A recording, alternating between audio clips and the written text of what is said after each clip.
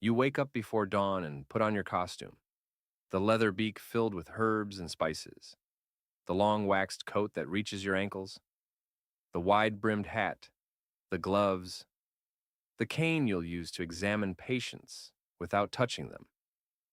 You look like a creature from a nightmare, and that's appropriate because you're about to walk into hell. It's 1348. The Black Death has arrived in your city. Yesterday, 10 people died. Today, it will be 30. Tomorrow, maybe 100. By the time this plague burns itself out, half your city will be dead. Maybe more. And you're one of the few people walking toward the disease instead of running from it. This is what it was really like to be a plague doctor during the Black Death, the most devastating pandemic in human history. Not the mysterious, slightly romantic figure you've seen in pictures. The actual experience of trying to treat a disease you don't understand, watching everyone around you die, knowing you'll probably die too, and doing it anyway. Let's start with how you even became a plague doctor. You're not a highly trained physician.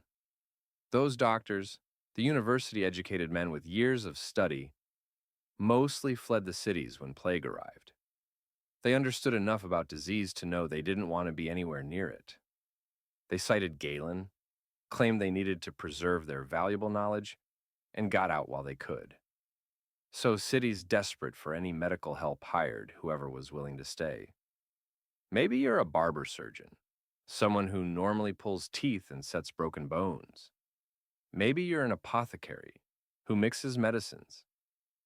Maybe you're just someone with basic medical knowledge and enough courage or desperation to take the job. The pay is good. Cities will pay almost anything for plague doctors because no one else will do it. You're hired by the city council. They draw up a contract. You'll be paid a salary, quite generous by normal standards. You'll be provided with protective equipment. You'll be given authority to enter any house, examine any patient, and order quarantines. In exchange, you agree to treat plague victims, certify deaths, and keep records of the outbreak. You're also expected to stay in the city for the duration of the plague. No fleeing like the wealthy physicians. You signed a contract. The protective costume becomes your uniform and your identity. The long, waxed coat is meant to create a barrier between you and the disease. The theory, based on ancient medical wisdom, is that plague spreads through bad air, miasma. So the coat is treated with wax or oil to prevent the bad air from penetrating. It's hot, uncomfortable, and probably doesn't work, but it's all you have. The beak mask is the most distinctive element. It's not just for show. The beak is filled with aromatic substances: rose petals, camphor, cloves, laudanum, myrrh, storax. The theory is that these strong scents will purify the air you breathe, protecting you from the plague miasma. You'll stuff fresh herbs into the beak every morning, trying to create a barrier of good smells against the stench of death you're about to encounter. The reality is that the beak creates a small airspace between your nose and the outside world. It probably does filter some of the particles you breathe.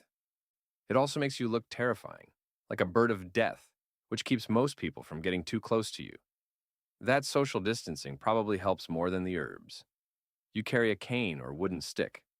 You'll use this to examine patients without touching them, to lift clothing and check for buboes without direct contact, to point and gesture while keeping distance. The stick becomes an extension of your hand because touching patients directly is understood to be dangerous, even if no one knows exactly why. Your first day on the job, you're sent to a neighborhood where several cases have been reported. You walk through streets that are already transforming into something nightmarish. Bodies lie in doorways, waiting for collection. Windows are marked with crosses to indicate plague houses. People peer at you from windows, terrified, desperate, hoping you can help, but also knowing that your presence means death is near. You knock on a door marked with a red cross. A woman opens it, her face haggard with exhaustion and fear. She leads you to an upstairs room where her husband lies on a bed. You can smell the disease from the doorway, a sweet, rotting smell that you'll never be able to fully describe or forget. The man is in the late stages of plague. His skin is covered in black spots, the plague lesions that give the disease its name. Buboes, swollen lymph nodes the size of eggs or apples, bulge from his neck, armpits, and groin. Some have burst, leaking pus and blood. His breathing is labored, rattling. He's barely conscious. You don't need medical training to know he's dying. You examine him with your stick, checking his symptoms, knowing there's nothing you can really do. The treatments available: bloodletting, applying leeches, lancing the buboes, administering herbal concoctions, don't work. You know this because you've already seen dozens of patients die despite treatment. But you go through the motions anyway, because doing something feels better than doing nothing. You lance one of the buboes, draining the pus into a cloth. The man screams weakly. The theory is that draining the bad humors will help balance the body. The reality is that you're just causing more pain. The wound will probably get infected. Not that it matters. He'll be dead within hours regardless. You prescribe a mixture of herbs, theriac, a supposed universal cure made from dozens of ingredients, including viper flesh. You know it won't help. The wife pays you anyway, grateful that someone is trying, that she's not completely alone in this nightmare.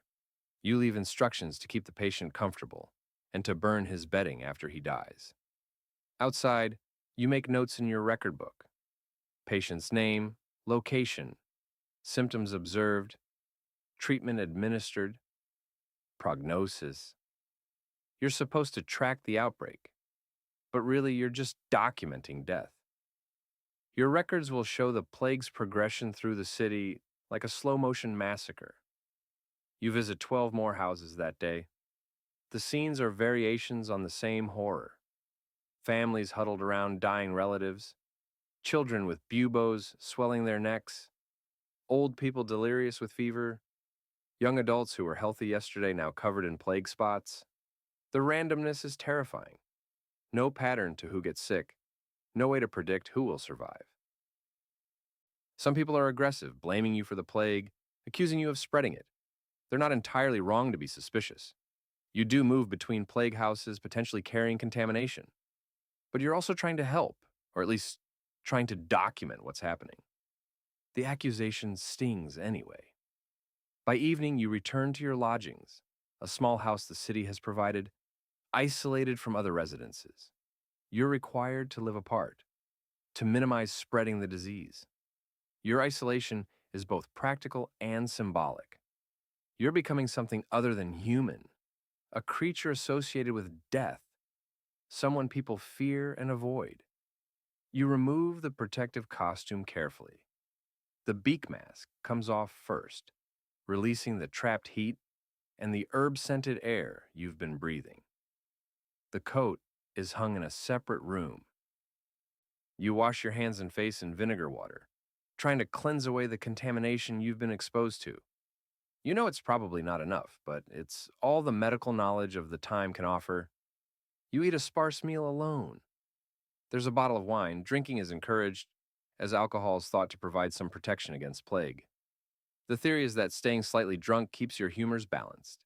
The reality is that alcohol numbs you to the horror you're witnessing, makes it possible to sleep despite the memories of what you've seen. That first night, you can't sleep. You lie awake thinking about the patients you saw, knowing most will be dead by morning. You think about your own risk. Plague doctors don't last long. Some die within weeks. Others survive months before the disease catches them. Very few make it through an entire outbreak uninfected. You wonder if you made a mistake taking this job. The pay is good, yes, but money doesn't matter much if you're dead. You could have fled with the wealthy physicians. You could have refused the contract, but you didn't, and now you're committed. Breaking a plague doctor contract during an outbreak would mean imprisonment if you were caught. And where would you go? The plague is spreading everywhere. The days blur together into a nightmare routine. Wake before dawn. Don the costume. Walk through streets increasingly littered with bodies. Visit house after house of the dying and dead. Apply useless treatments. Offer false hope. Watch people die. Record the deaths. Return to isolation. Try to sleep despite the images burned into your mind. The body collectors become familiar figures. They drive carts through the streets, calling "Bring out your dead" in weary voices. They're usually criminals, offered pardons in exchange for doing this work, or desperate poor people willing to risk infection for payment. They wrap bodies in shrouds and pile them onto carts. During the worst weeks, the carts are full by mid-morning and return for more loads in the afternoon. The dead are taken to plague pits, mass graves on the outskirts of the city. Hundreds of bodies are buried together in enormous trenches. The traditional funeral rites are abandoned. No time for individual graves, for ceremonies, for proper mourning. Just bodies in pits, covered with lime to speed decomposition and mask the smell, then buried under thin layers of soil. You have to visit these plague pits sometimes, to verify death counts, to inspect conditions. The sight is beyond anything you imagined possible. Bodies stacked like firewood. The smell so intense it makes you gag, even through your herb-stuffed mask. Rats everywhere, feeding on the dead. The pit workers drunk or vacant-eyed, their minds broken by what they're doing. The city is falling apart around you. Shops are closed, markets are empty. The normal rhythms of urban life have stopped. Those who can afford it barricade themselves in their homes, trying to wait out the plague. The poor have no such option. They crowd together in terrible conditions, spreading the disease faster. Crime increases. With normal order collapsed, looters break into abandoned houses and plague houses, stealing from the dead and dying. Some of these looters get infected and die. Others seem mysteriously immune, moving through plague houses without getting sick. No one understands why some people are immune and others die within days. You treat all social classes. Rich merchants in fine houses with multiple plague victims, poor families in single-room dwellings where everyone sleeps together, ensuring the disease spreads to all. The rich can afford better food, cleaner conditions, isolation rooms. It doesn't seem to matter. Plague kills rich and poor with equal efficiency. Religious processions move through the streets, flagellants whipping themselves, priests leading prayers, people begging God for mercy. The Church's explanation for the plague is divine punishment for human sin. The cure, therefore, is repentance and prayer. You watch these processions and know they're probably spreading the disease by gathering large crowds. But no one listens to such suggestions. Faith is all many people have left. The treatments you administer are based on ancient medical theory. The body contains 4 humors: blood, phlegm, yellow bile, black bile. Disease results from imbalance of these humors. So, you bloodlet patients, trying to release excess bad humors. You apply leeches. You administer purgatives to induce vomiting and diarrhea, expelling bad humors. You prescribe complex herbal mixtures. None of it works. You know this after the first week. Patients who receive treatment die at the same rate as those who receive no treatment. But you continue anyway, because stopping would mean admitting complete helplessness, and that's psychologically unbearable. Better to do something even if it's useless than to do nothing. Some patients survive. Maybe 1 in 3, 1 in 4. You don't know why. The survivors aren't healthier or younger or richer. There's no pattern you can identify. Some people get infected and recover. Others die within days. The randomness is maddening. You want to believe your treatments help the survivors, but honestly, you know they probably survived despite your treatments, not because of them. The psychological toll is immense. You're surrounded by death constantly. Every house you enter, more dying people. Every street you walk, more bodies. Every day, more names in your record book. You start to feel like death itself, like you're not healing but harvesting souls. The bird beak mask seems appropriate. You're a carrion bird, marking the dead. You become numb to horror. The first time you saw a child covered in plague buboes, you nearly vomited. By the third week, it's routine. You examine the child clinically, note the symptoms, administer the useless treatments, move to the next patient.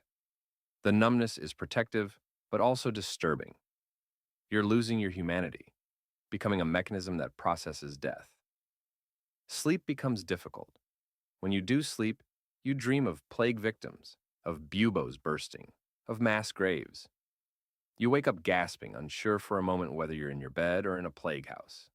The boundaries between nightmare and reality blur. Your entire life has become a waking nightmare. You drink more, wine with every meal, strong spirits in the evening, anything to dull the memories, to make sleep possible. Many plague doctors become alcoholics. Some commit suicide, unable to bear what they're witnessing. You understand the impulse, but you signed a contract. You're being paid. You have a duty. So you continue. The protective costume that seems so strange at first becomes normal. You feel vulnerable without it. The mask becomes almost comforting. It hides your face, creates distance between you and the horror you're witnessing. Behind the mask, you can maintain some separation between your role as plague doctor and your identity as a person. People start to see you as something other than human. Children run from you in fear. Adults cross the street to avoid you. You're associated with death so strongly that your presence is seen as ominous. Some people believe you spread the plague deliberately. You're accused of poisoning wells, of putting plague into the air with your presence, of being a servant of the devil. The accusations hurt, but you understand them. People need someone to blame, and you're a visible target. You're also profiting from the plague. Your salary continues while others lose everything. The resentment is natural, even if it's misplaced. You're trying to help, but you're also the face of the disaster, the symbol of death walking through their streets. Months pass. The plague peaks, hundreds dying every day. The city is a charnel house. Entire families are wiped out. Whole neighborhoods are abandoned. The plague pits expand into enormous fields of death.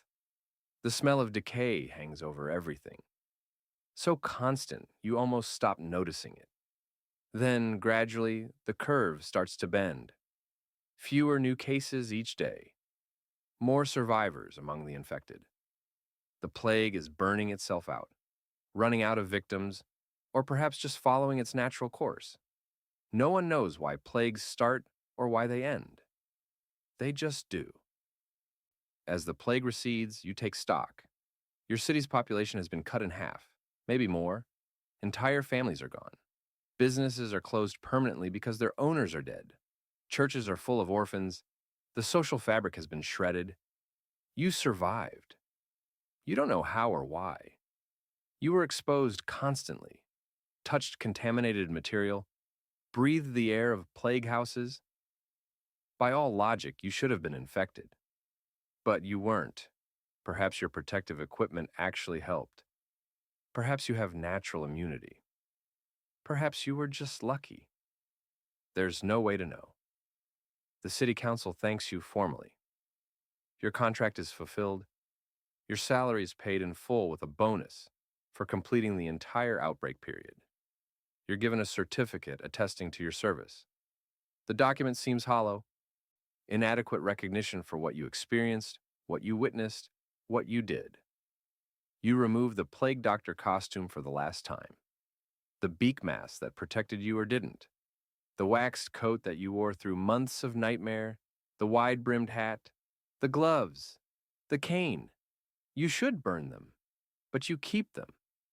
They're part of you now, relics of the worst period of your life. You try to return to normal life, but there is no normal anymore. The city you knew is gone, replaced by this hollowed out version full of survivors who all carry trauma. Everyone has lost family members. Everyone has stories of horror. You're all damaged in ways that will never fully heal. The survivors treat you differently now. Some with respect. You stayed when others fled. You tried to help, even when it was hopeless. Others with suspicion. You survived the plague without getting sick, which seems unnatural. Still others with pity. They can see the damage in your eyes, the way you flinch at certain smells, the way you avoid crowds. You have nightmares for years.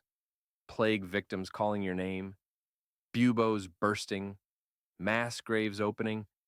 You wake up gasping, your heart racing, convinced you can smell the sweet rot of plague death. The smell never entirely leaves you. Sometimes you catch a whiff of something that reminds you, and you're back in a plague house watching someone die. You drink too much. Many plague doctors do. The alcohol numbs the memories, makes it possible to function, but it's also slowly destroying you. You know this and don't care. After walking among the dead for months, after watching thousands die, self-destruction seems insignificant. Some plague doctors write accounts of their experiences, trying to make sense of what they witnessed, to document the outbreak for history. You try writing a few times, but the words feel inadequate. How do you describe a child dying of plague? How do you convey the smell of a plague house? How do you explain the numbness that allowed you to continue functioning? Language fails. The medical knowledge you gained, that the treatments don't work, that plague seems to spread through contact, that isolation helps, is dismissed by the established physicians. They cling to the ancient theories about miasma and humoral imbalance. Your practical experience is worth less than their theoretical knowledge. The lessons of the plague are not learned, which means they'll be repeated when the next outbreak comes. And there will be next outbreaks. The plague returns periodically for the next 3 centuries. Different cities, different years, but the same horror. More plague doctors donning the bird beak masks, trying to treat an untreatable disease, watching populations die, surviving or not based on factors they don't understand. Years later, when plague strikes another city, you're asked to serve again. You refuse. Once was enough. You survived physically, but not mentally. You can't go back into that nightmare. Let someone else carry the burden. You've paid your dues, but you feel guilty for refusing. You have experience. You know what works and what doesn't, even if mostly you know that nothing works. Your knowledge could help, but you can't do it again. The cost was too high. You've given what you can give. The first month is the hardest before the numbness sets in. You're still capable of feeling the full weight of each death. You remember individual faces, individual stories. The young mother who died holding her infant. The merchant who begged you to save his family as he watched them die one by one. The child who asked if you were an angel come to take them to heaven. These stories accumulate. Your mind tries to hold on to each one, to honor each person by remembering them. But there are too many. After 100 deaths, you start forgetting faces. After 1,000, they blur together. This forgetting feels like a betrayal, but it's also necessary. You cannot carry the weight of thousands of individual tragedies and remain functional. The city's social structure collapses in ways both obvious and subtle. Servants abandon their masters' households when plague appears, fleeing despite contracts and obligations. Extended families splinter as relatives refuse to care for infected members. Neighbors who've lived side by side for decades won't open their doors to each other. The social bonds that hold civilization together dissolve under the pressure of existential fear. You witness betrayals that would have been unthinkable before the plague. Parents abandoning sick children. Children fleeing from dying parents. Spouses leaving infected partners. The moral judgments you'd normally make don't apply. These aren't evil people. They're terrified people, making impossible choices between loyalty and survival. Some people react oppositely, becoming saints in the face of disaster. Priests and monks who stay, despite having every reason to flee, administering last rites to dying plague victims, knowing they're almost certainly condemning themselves to death. Women who continue caring for the sick even after their own families have died. Ordinary people who show extraordinary courage. You develop complicated relationships with these carers. They're your allies, in a sense, the only other people willingly exposing themselves to plague. But they're also amateurs, often making infection worse through ignorance. They keep multiple sick people in single rooms, ensuring disease spreads. They reuse contaminated bedding. They don't understand even basic isolation principles. You try to teach them. Keep the sick separated when possible. Burn contaminated materials. Wash your hands. Avoid touching your face. Some listen. Most don't. They're following traditional care practices, and your newfangled ideas seem suspicious. Or they're too exhausted and overwhelmed to change their methods. You watch them get infected and die, and the waste of it gnaws at you. The church's response creates additional complications. Many priests blame the plague on specific sins, usually the sins of groups they already disliked. Jews are accused of poisoning wells. Foreigners are blamed. Women who don't conform to expectations. Lepers. Beggars. The vulnerable become scapegoats.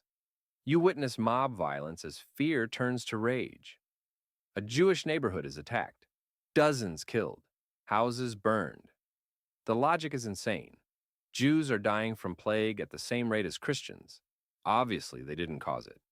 But logic doesn't matter when people are terrified. They need someone to blame, someone to punish, some action that makes them feel less helpless. The flagellant movements grow during the plague. Groups of men moving from town to town, publicly whipping themselves to atone for humanity's sins, believing their suffering will appease God and end the plague. They attract followers, sometimes hundreds, in a single procession. They also spread the plague by moving between communities and gathering crowds. You try to warn city officials that these processions are dangerous, that gathering large groups during a plague outbreak is catastrophic. Some officials agree, but feel powerless to stop religious movements. Others dismiss your concerns, insisting that prayer and penitence are more important than your medical theories. The processions continue. The disease spreads. The economic impact becomes severe within weeks. With so many dead or sick, businesses collapse. Fields go unplanted because the farmers are dead. Goods rot in warehouses because the merchants are gone. Prices for basic necessities spike as supply chains break down. Then prices crash because there's no one left to buy anything. The entire economic system is failing. You witness the absurdity of property rights during a plague. Rich men lie dying, still clutching documents, proving they own houses and land, as if these papers mean anything when half the city is dead. Estates are inherited by distant relatives who themselves die before they can claim them. Lawyers try to maintain normal business practices, processing wills and property transfers, even as their clients die faster than paperwork can be completed. Some people see opportunity in the disaster. With so many deaths, property becomes available. Jobs open up. Social mobility becomes possible for survivors. There are stories of servants inheriting their masters' estates, of apprentices becoming masters because all the established craftsmen died, of poor families moving into wealthy neighborhoods, simply because the houses were empty. This opportunism disgusts you at first. Profiting from plague seems monstrous. But you're doing the same thing, aren't you? Your plague doctor's salary is far more than you'd earn normally. You're being enriched by disaster. The moral complexity becomes paralyzing if you think about it too much. So you try not to think about it. Your own health becomes an obsession. Every morning you examine yourself thoroughly. Check for swollen lymph nodes in your neck, armpits, groin. Look for the characteristic black spots on your skin. Take your temperature. If you have fever, you're probably infected. Check for the other symptoms: headache, muscle pain, weakness, nausea. This daily self examination becomes a ritual, almost religious in its repetition. Some days you're convinced you feel a swelling, a tender spot that might be a bubo forming. You spend hours checking and rechecking, unable to determine if it's real or imagined. The anxiety is exhausting, but you can't stop. Your body is both your tool for this work and the most likely vector for your death. You develop superstitions. You take the same route to plague houses each day. You eat the same breakfast. You arrange your protective equipment in a specific order. None of this has any medical basis, but the rituals provide psychological comfort. When everything is chaotic and death is random, creating small areas of control feels necessary. Other plague doctors develop their own superstitions and protective measures. One insists that drinking a specific herbal mixture each morning prevents infection. Another believes that certain prayers must be recited while donning the costume.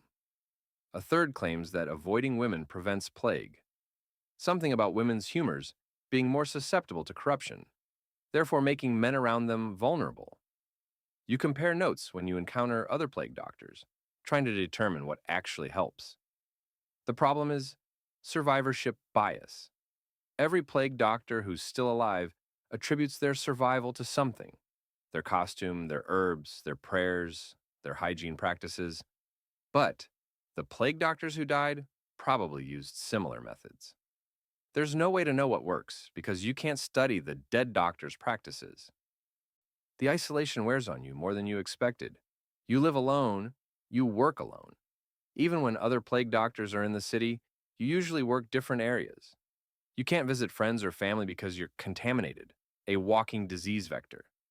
The only people you interact with are dying or caring for the dying, conversations dominated by disease and death. You start talking to yourself. Not madness exactly, but the need for human voice, even if it's your own. You narrate your actions. Now I'm checking this patient's buboes. Now I'm recording the symptoms. The sound of your own voice is comforting in the silence of plague houses where everyone is too sick to speak. Letters become your primary connection to the world outside plague. You write to family members who fled the city, describing what you're seeing in careful, sanitized terms. You don't mention the worst horrors. You don't describe the smell or the sounds of people dying. You just say, the plague is severe, many are dying, you're doing what you can. Their responses when they come feel like messages from another world, describing normal life that seems impossible from your current perspective. The seasons change while the plague continues. Summer heat makes everything worse. Bodies decompose faster. The smell intensifies. Disease seems to spread more rapidly. You work in your heavy costume in intense heat, sweat soaking your clothes under the waxed coat. Dehydration becomes a constant problem. You drink water constantly, knowing you're probably not drinking enough. Fall brings relief from the heat, but also new fears. Will the plague continue through winter? Will it get worse? Historical records show plagues that lasted years. Your city might be only months into an outbreak that could continue indefinitely. The psychological weight of this possibility is crushing. You've been doing this for months and you're already damaged. How much worse will you be after years? The orphans multiply. Parents die, leaving children behind. Extended family should take them in, but often won't. Either they're dead too, or they refuse out of fear that the children carry plague. The orphans band together in groups, living in abandoned houses, surviving through theft and begging. You see these children everywhere, small faces watching from windows, eyes older than their years. Some orphans get infected. You're called to examine them, finding children as young as 5, with buboes swelling their necks, dying alone in rooms where their parents' bodies still lie waiting for collection. These cases break through your numbness. You can't remain detached when a child is dying alone, calling for a mother who's already dead. You hold their hands as they die, even though you know you shouldn't risk the contact. Someone should be with them at the end. The city establishes pest houses, dedicated facilities for isolating plague victims. The theory is that removing infected people from homes will stop the disease from spreading to their families. The reality is that pest houses become death houses. Patients are taken there and essentially abandoned. The care is minimal. People left on pallets, checked occasionally, given water if they're lucky. You visit the pest houses as part of your duties. The conditions are nightmarish. Dozens of plague victims in a single large room, all in various stages of the disease. The smell is indescribable. The sounds, moaning, crying, the death rattle, people calling for help that won't come, create a soundscape of despair. The workers in pest houses are the most desperate people in the city. Criminals, the deeply poor, people who have nothing left to lose. Some patients in pest houses recover. When they do, they're released back into the city, weakened but alive with immunity to plague. These survivors are both blessed and cursed. They can move freely without fear of infection, can care for the sick without risk, can work as nurses and body collectors. But they've lost everything: family, property, social position. They've been marked by plague, isolated in pest houses, associated with death. Normal society doesn't welcome them back. You develop a complicated relationship with plague survivors. They're useful, immune people who can work in high-risk situations. But they're also reminders of what you might become if you get infected and somehow survive.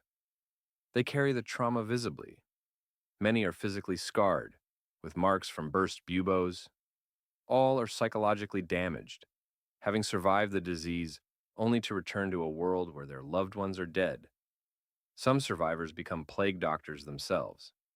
They have immunity and desperate need for income. The city hires them eagerly. Plague doctors who can't be infected are valuable. But these survivor doctors are different from you. They've experienced the disease personally. They know the terror and pain. This knowledge makes them either more compassionate or more detached, depending on their personality. The wealthy continue to receive different treatment, even during plague. Rich families hire private physicians, often you at premium rates, to attend to them exclusively. They have space to isolate sick family members in separate rooms. They can afford better food, cleaner conditions, servants to care for them. It still doesn't save them. You watch wealthy merchants die in expensive homes just as poor laborers die in hovels. Plague doesn't respect social class. But wealth does provide one advantage: the ability to flee. The richest families left before the plague arrived or early in the outbreak. Those who remain are wealthy by city standards, but not wealthy enough to abandon their businesses and properties. They're trapped by their assets, unable to liquidate quickly enough to escape. You see the bitter irony? Their wealth keeps them in the plague city.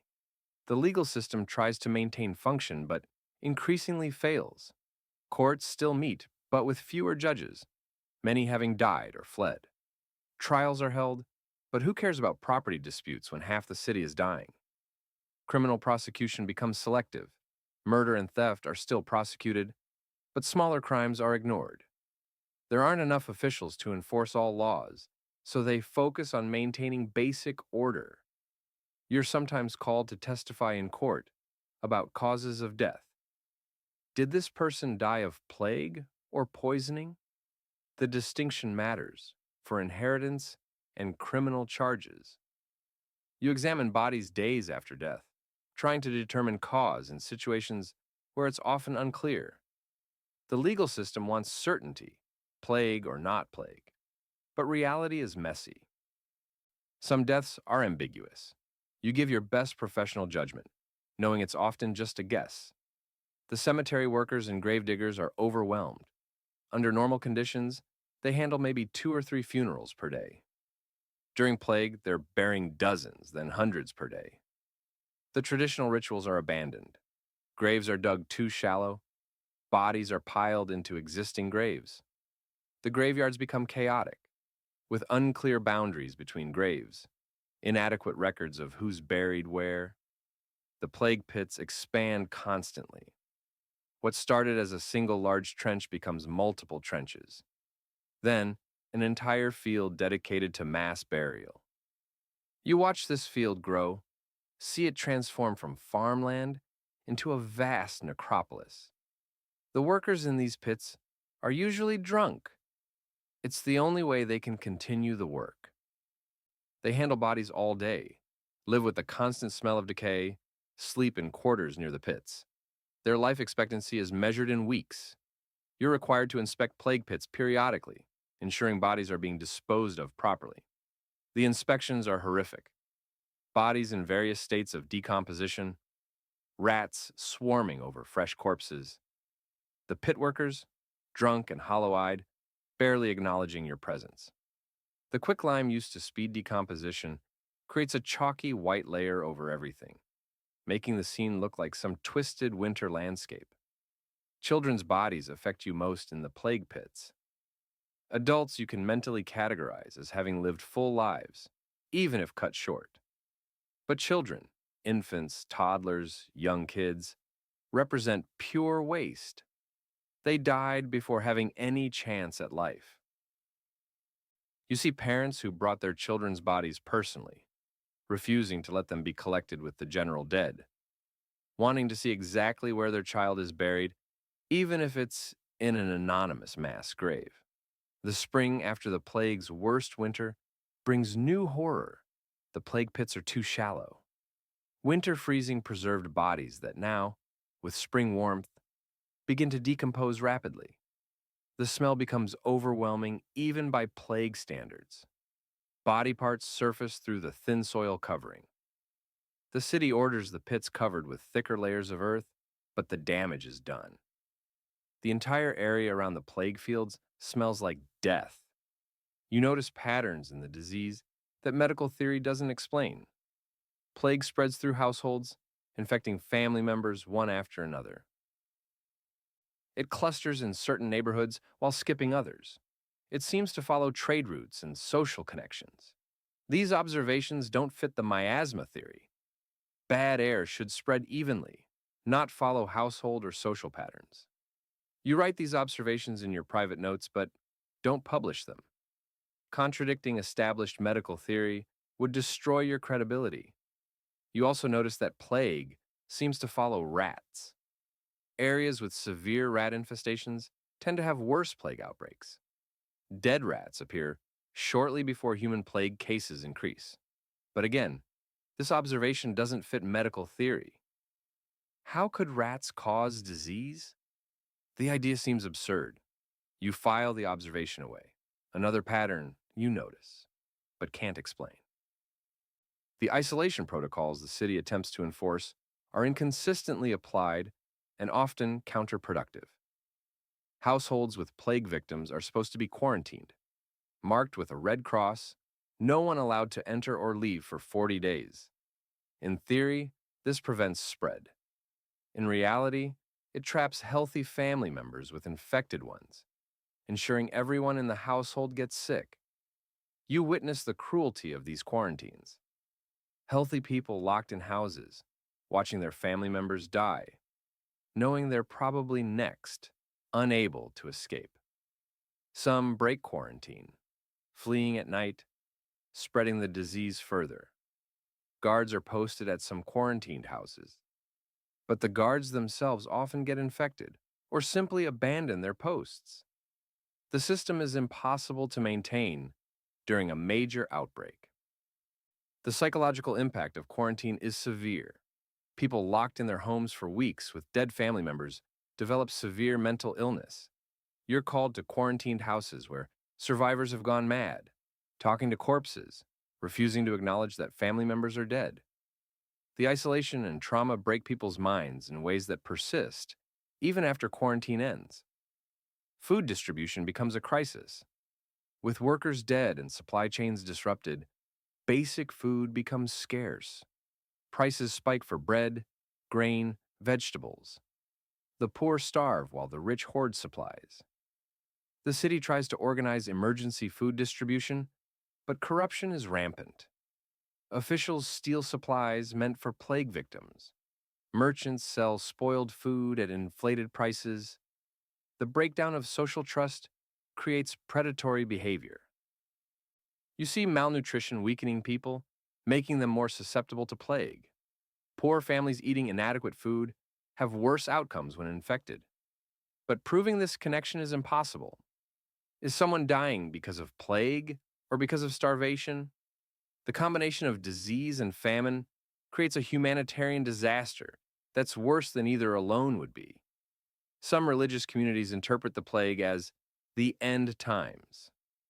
Apocalyptic preachers draw crowds, proclaiming that the world is ending, that the dead will rise, that Christ's return is imminent. These movements combine religious fervor with mass hysteria, creating unpredictable behavior. People give away their property, abandon their families to join religious communities, engage in extreme behavior, believing the normal rules no longer apply. You witness a mass suicide of a religious cult who decided that dying by choice was better than waiting for plague. Dozens of bodies, no signs of disease, all dead by drinking poison. The waste of it, these people weren't infected, could have survived, but fear and religious mania killed them. You record the deaths mechanically, another entry in your book, unable to process the psychological darkness that would drive such action. The seasons continue to change despite the human catastrophe. Spring flowers bloom in gardens where entire families lie dead. Birds sing in trees overlooking mass graves. Nature is utterly indifferent to human suffering, continuing its cycles regardless of plague. This indifference is both comforting and disturbing. The world will continue after you're gone, after everyone is gone. Your struggle is insignificant in the larger scheme. You develop a fatalistic philosophy. Death is coming for you eventually. Whether through plague or some other cause doesn't matter much. The only question is how you behave before death comes. Do you maintain your duties? Do you help where help is possible? Do you bear witness to suffering even when you can't alleviate it? These become your ethical framework, replacing the normal considerations of career advancement and social status that seem laughable during plague. Other plague doctors crack under the pressure. One starts promising miracle cures, selling expensive fake remedies to desperate people. Another becomes convinced he's immune because God has chosen him, starts taking reckless risks, and dies within a week.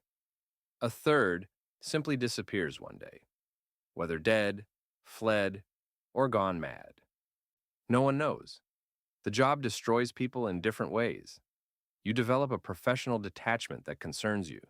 You can examine a plague victim without emotion, can lance buboes without flinching, can record deaths without feeling.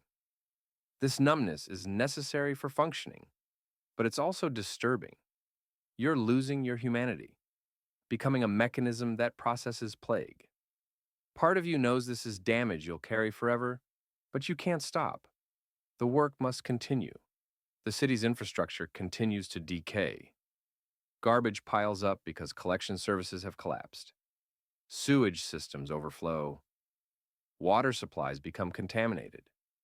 The conditions that allow plague to spread are worsening, creating feedback loops where disease leads to system breakdown, which leads to more disease. You warn officials that sanitation is critical, but resources and manpower don't exist to address it. You watch the city physically deteriorate around you. Buildings damaged during riots or fires aren't repaired. Abandoned houses are looted and left as shells. Streets become impassable with refuse and occasionally bodies.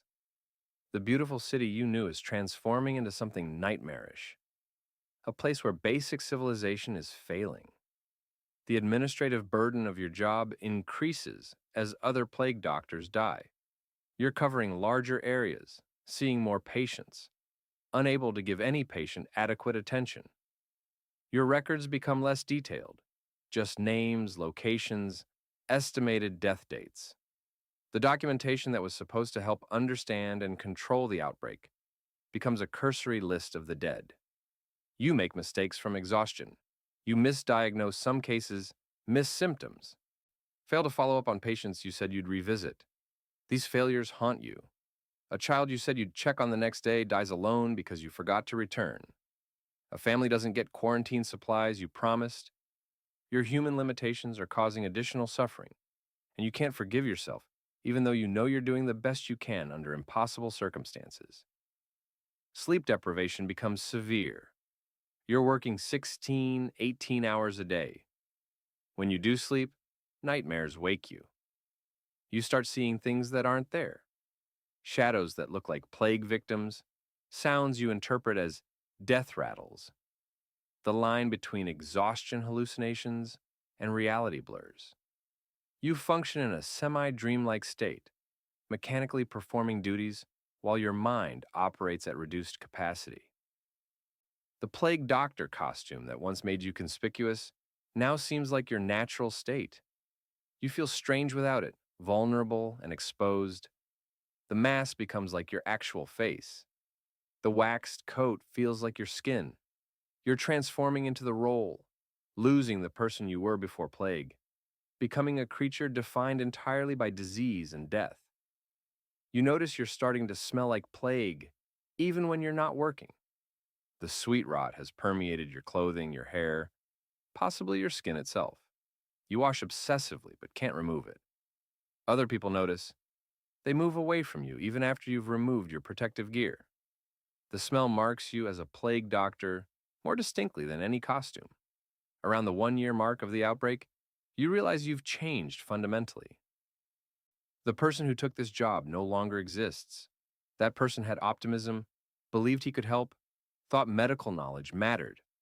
The person you've become knows better. You understand that human beings are fragile, that death is random, that meaning must be created rather than discovered. These aren't insights you wanted, but plague forced them on you. The plague's decline is gradual and uneven. Some neighborhoods see cases drop, while others continue having outbreaks. The overall trend is downward, but with enough variation that you can't be sure it's actually ending, rather than just having a temporary lull. You've been fooled before by apparent improvements that reversed into new waves of death. But eventually, the evidence becomes undeniable. Days pass with no new cases in entire districts. The pest houses empty. The plague pits stop expanding. The daily death toll drops from hundreds to dozens to single digits.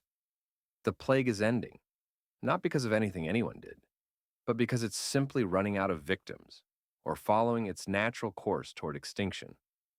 The city begins to recover, though recover seems like the wrong word. The population has been cut by more than half. Entire neighborhoods are abandoned. The economic base is shattered. The survivors are traumatized. This isn't recovery, it's triage. The wounded trying to figure out how to continue. Your contract is fulfilled. You've served through the entire outbreak. One of only 3 plague doctors who started the job and survived to the end. The city council presents you with official thanks and your final payment. The money feels tainted. Payment for witnessing hell. But it's also security in a world where most people have lost everything. Removing the plague doctor costume for the final time is strangely emotional. This outfit protected you, or you believed it did. This mask was your identity for a year. Taking them off feels like shedding a shell, emerging as something different. You keep the costume despite knowing you should burn it. It's contaminated, potentially dangerous. But it's also proof of what you survived, a relic of the worst year of your life. Reintegration into normal society is nearly impossible. You've been isolated for a year, living in a nightmare while the survivors tried to maintain normalcy. You don't know how to make small talk anymore. You can't laugh at jokes. You can't care about the petty concerns that dominate normal life. Someone complains about a business deal, and you want to scream. Half the city is dead, and you're worried about profit margins? The other plague doctor survivors become your only real friends. They're the only people who understand what you experienced. You meet occasionally, drink too much, share stories you'd never tell anyone else. These gatherings are therapeutic, but also depressing. You're keeping each other's trauma alive, unable to move past what you witnessed. Your family welcomes you back, but doesn't understand you. They fled the city early, avoided the worst of the plague. They suffered losses, but didn't witness the daily horror you saw. They want you to be the person you were before. That person doesn't exist anymore. The gap between their expectations and your reality creates distance that never fully closes. You try to work as a regular physician but find it difficult. Treating minor ailments seems pointless after watching thousands die from plague. A patient complains about a headache and you barely resist the urge to tell them what real suffering looks like. You know this attitude is wrong, that their minor problems matter to them, but you can't generate appropriate concern. The nightmares continue for years. You dream of plague houses, of dying patients, of mass graves, opening and releasing the dead. You wake gasping, sometimes screaming. Your sleep is disturbed enough that you're chronically exhausted. You self-medicate with alcohol, which helps you sleep but creates new problems. The smell never fully goes away. Years later, certain odors trigger vivid memories. You're back in a plague house, surrounded by dying people, feeling the same fear and horror you felt then. These flashback episodes are brief but devastating. You've learned to hide them, to continue functioning even while mentally you're somewhere else. You write an account of your experiences, trying to process what you witnessed. The writing is therapeutic but also re-traumatizing. You relive events you'd rather forget. The account is detailed, clinical in places, emotional in others. You're not sure anyone will read it, but the act of writing helps impose order on chaotic memories. When plague breaks out in another city years later, authorities contact you. They want your expertise, your experience. They're offering substantial payment. You refuse immediately, instinctively. You cannot do that again. You cannot put on that mask and walk into plague houses and watch more people die. You've given what you can give. Someone else will have to carry that burden. But the guilt of refusing stays with you. You have knowledge that could help. You understand what works and what doesn't, even if mostly you know that nothing works. Your experience could save lives, or at least document the outbreak properly. But you cannot do it. The psychological cost of serving as plague doctor once was nearly fatal. Doing it again would destroy whatever remains of your sanity. So, what was it really like being a plague doctor during the Black Death? It was putting on a bird beak mask and walking into scenes of unimaginable horror. It was trying to treat a disease you didn't understand with methods that didn't work. It was watching thousands of people die, knowing you couldn't save them, trying anyway. It was the smell. That's what you remember most. The sweet, rotten smell of plague death. It got into your clothes, your skin, your dreams. Years later, certain smells trigger memories so vivid you're momentarily back in a plague house, surrounded by dying people. It was the isolation. You were cut off from normal human contact, feared and avoided, living apart, existing in a nightmare while the rest of the world tried to continue. You were among people constantly but profoundly alone, behind your mask, in your role, separate from humanity. It was the numbness. You couldn't maintain empathy for every dying patient. You'd have gone insane. So you developed emotional calluses, learned to see people as cases, symptoms, entries in your record book. This detachment let you function, but also damaged you in ways that never healed. It was the helplessness. You had treatments to offer, procedures to follow, but you knew they didn't work. You were performing elaborate rituals that had no effect on outcomes. The plague killed who it killed, spared who it spared, following rules you couldn't discern. It was the survivor's guilt. You walked through plague houses for months and didn't get sick. Why? Why you and not the child you treated yesterday? Why you and not the young mother begging for help? There's no answer, but the question haunts you. It was the bodies. So many bodies. In houses and streets and carts and pits. Bodies were everywhere, became routine, lost their impact as individual tragedies, and became just another entry in an overwhelming disaster. You stopped seeing people and started seeing corpses and waiting. It was the fear, constant, gnawing fear that today would be the day you got infected. Every morning you checked yourself for symptoms: fever, swollen lymph nodes, the black spots. Every ache, every cough, every moment of fatigue could be the plague beginning. You lived with mortality as your constant companion. It was the determination. Despite the horror, the fear, the helplessness, you continued. You signed a contract. You were being paid. People needed help, even if that help was largely illusory. So you put on the mask every morning and walked into hell because that was your job. It was understanding that you were witnessing the end of the world. Not literally, but it felt that way. Half the city dead. Normal life shattered. The future uncertain. You were living through an apocalypse, one of the worst disasters in human history. And all you could do was continue, one day at a time, documenting death and administering useless treatments. Being a plague doctor meant sacrificing your mental health to serve during the worst public health crisis imaginable. It meant accepting that you'd probably die. It meant continuing anyway because someone had to try, even when trying seemed pointless. It meant wearing a bird beak mask that turned you into a symbol of death itself. It meant walking streets filled with bodies. It meant entering houses where entire families lay dying. It meant cutting open buboes that burst with pus. It meant prescribing remedies you knew didn't work.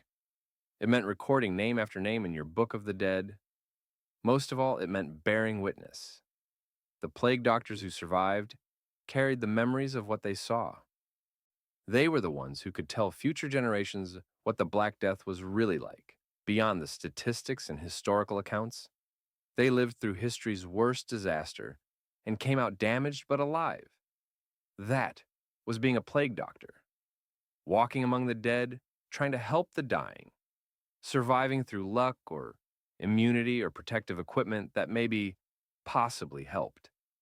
Emerging from the nightmare, changed forever, carrying memories that would never fade, smells that would never quite go away, dreams that would disturb sleep for the rest of your life. You were one of the people who didn't run. When the plague came and the wealthy fled and the trained physicians made excuses and left, you stayed. You put on that terrible costume and walked into the disaster. You tried to help even when help seemed impossible. You bore witness to suffering on a scale that's hard to imagine. For that, you deserve recognition. But what you got was fear, suspicion, and trauma. The pay was good while it lasted. The memories last forever. That's the trade you made when you became a plague doctor. Financial security in exchange for witnessing hell, for walking among the dead, for bearing testimony to humanity's darkest hour.